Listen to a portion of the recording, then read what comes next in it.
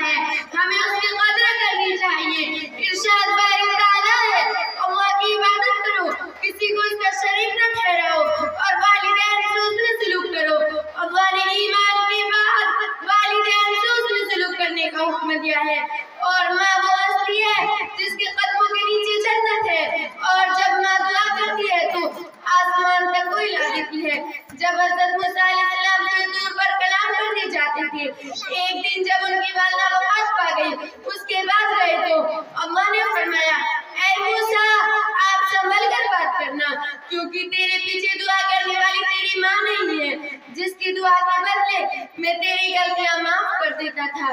کسی نے کیا خوب کہا ہے، یہ ایک ایسا فرض ہے جسے میں ادا کر ہی نہیں سکتا، یہ ایک ایسا فرض ہے جسے میں ادا کر ہی نہیں سکتا۔ جب تک میں گھر نہ جاؤں میری ماں سجدے میں رہتی ہے۔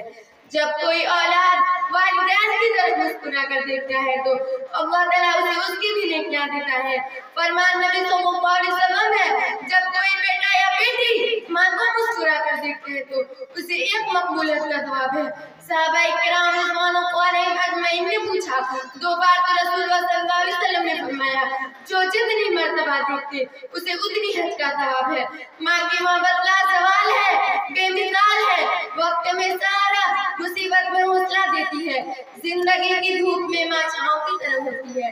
ماں سے بڑھ کر کوئی نام کیا ہوگا، ماں سے بڑھ کر کوئی نام کیا ہوگا، اس نام کام سے احترام کیا ہوگا، جس کے پیروں کے نیچے ہے جنت، اس کا مقام کیا ہوگا، اس کا مقام کیا ہوگا۔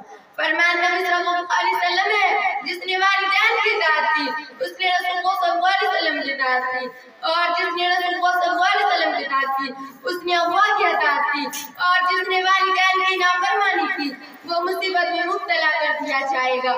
ماں اپنی ذات کو بھول کر اولاد کی مشکلوں کو دور کرتی ہے، اس طرح گناہوں کو دھو دیتی ہے، اس طرح گناہوں کو دھو دیتی ہے، ماں غصے میں ہو تو رو دیتی ہے۔